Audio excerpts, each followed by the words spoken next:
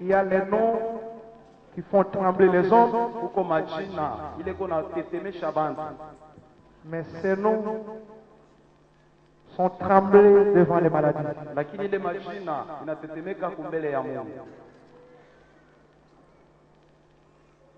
Il y a les noms qui font bouger le pays. Mais après un moment, ces noms sont retenus par les dieux de la mort. Et ces noms craignent le sida, tremblent devant le diabète. Il n'y a qu'un seul nom, le nom de Jésus. Trouble les anges au ciel, fait trembler les anges 24 heures et 24 heures. Acclamez pour ce nom-là. Acclamez pour ce nom-là. Acclamez très bien pour ce nom-là. Les chômages vont trembler devant ce nom. Les maladies trembleront devant ce nom. La pauvreté va trembler devant ce nom. Les blocages vont bouger devant ce nom. Merci beaucoup.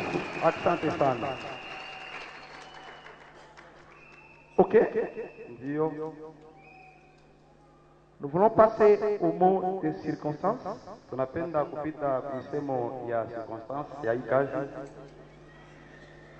Voilà pourquoi nous voulons faire intervenir notre papa, le représentant légal du ministère de l'Écoute pour tous. Sa grâce Bishop Léonard Matériel Lambalamba.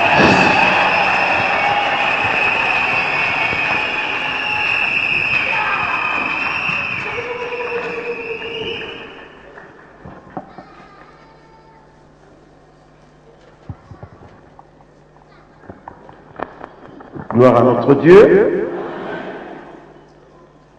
Mot d'allocution du président visionnaire du ministère de l'Évangile pour tous et du Haut Conseil ecclésiastique des évêques au Congo, au représentant légal du Centre évangélique en terre Bienzevoix, à l'occasion de la cérémonie de clôture de la campagne de consécration et d'onction de ce samedi, le 31 août 2013.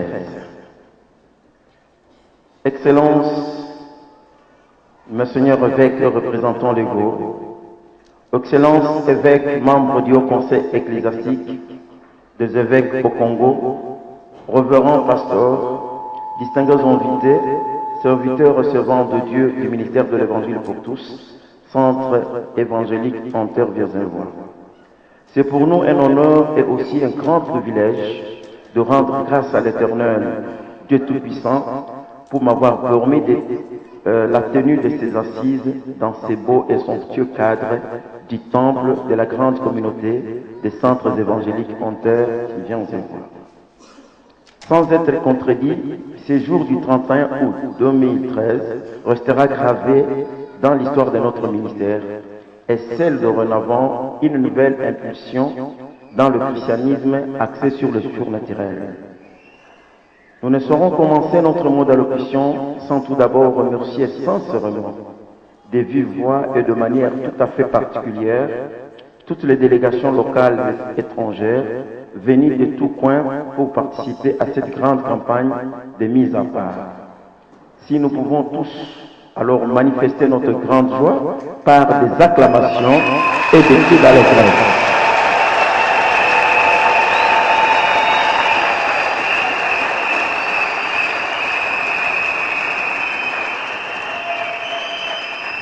Ainsi alors qu'il nous soit permis de circonscrire le cadre qui a abrité cette grande manifestation pour laquelle nous aurons l'insigne honneur de clore les travaux dans une ambiance de fête et de prière à l'égard de notre Dieu.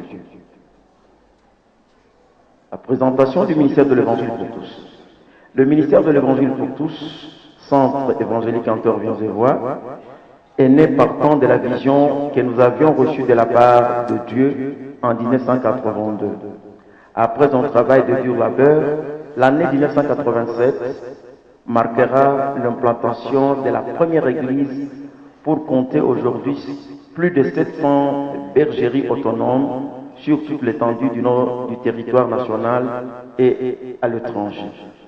Jouissant d'une autorisation provisoire de l'arrêté ministériel numéro 663 du 14 septembre 1996 et de la responsabilité et de la personnalité, voulais-je dire, juridique numéro 728 du 3 mars 2005 qui nous autorise de fonctionner de plein droit. Les performances enregistrées nous ont amenés à éclater le ministère de l'Évangile pour tous en région ecclésiastique, afin de conquérir le monde par l'Évangile de notre Seigneur Jésus-Christ.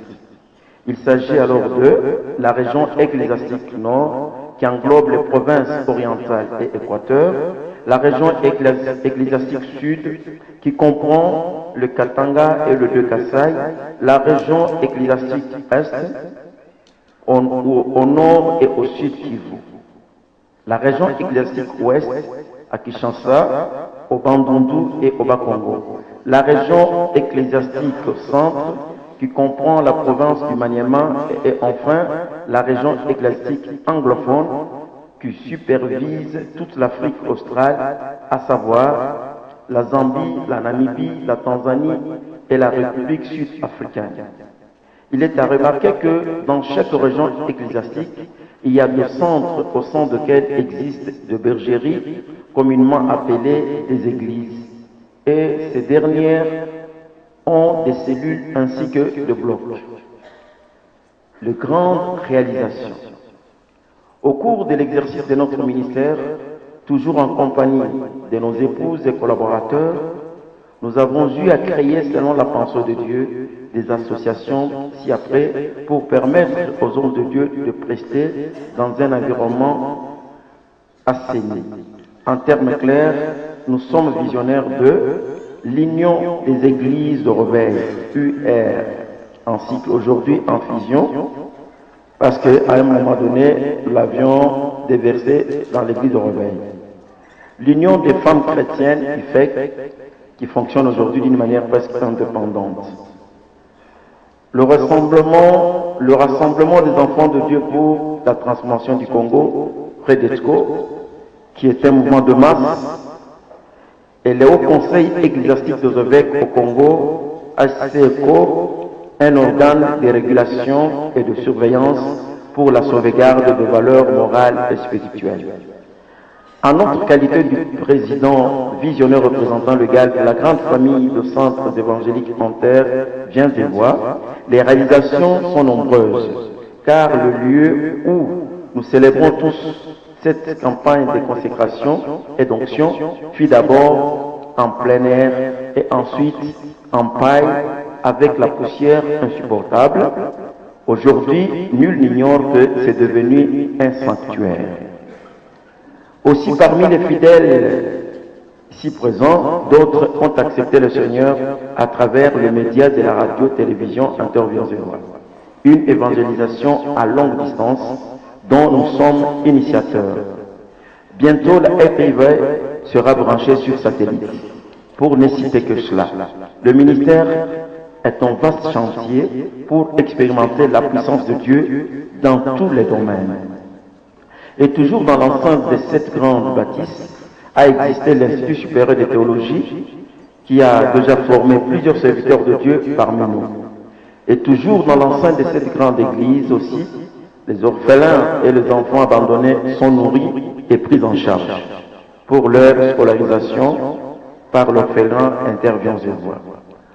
Nous avons eu également à bénir les couples par des milliers parce que vous êtes sans ignorer tous que nous sommes conseillers conjugaux de ménage et enseignants du surnaturel. L'Université chrétienne interprofessionnelle du Congo, USIC, en cycle avec différentes facultés organisées, c'est le monde au bout du doigt, dans un environnement non pollué, initié toujours par votre serviteur. Enfin, pour contextualiser le grand événement de ce jour, qui sanctionne la clôture des travaux, il s'agit bel et bien de la consécration des membres du Haut Conseil ecclésiastique des évêques, qui seront là, et du Conseil national d'anciens noms. Ce dernier est une structure des dignitaires de la grande famille du ministère de l'Évangile pour tous. animés tous d'une même vision et d'un même esprit, en appui à la vision du surnaturel. D'ailleurs, vous avez eu à suivre depuis l'ouverture de la campagne plusieurs interventions ponctuées par de grandes révélations de vérités bibliques avec de différents orateurs sur le sens de la mise en part de la priorité privée dont doit jouir tout chrétien né de nouveau. Sur ce, nous vous invitons tous donc à passer de bons moments de méditation, de partage, d'enthousiasme pour consolider les acquis de cette grande campagne qui s'est déroulée du 21 au 31 août 2013, dont la particularité spéciale est l'onction de tous les participants. Que vive le ministère de l'Évangile pour tous, Centre Inter-Vieux-Zévois, que vive aussi les hauts conseils classiques des évêques, que vive l'Église chrétienne de la République démocratique du Congo. J'ai dit et je vous remercie. Acclamons, très bien. La Chandelier.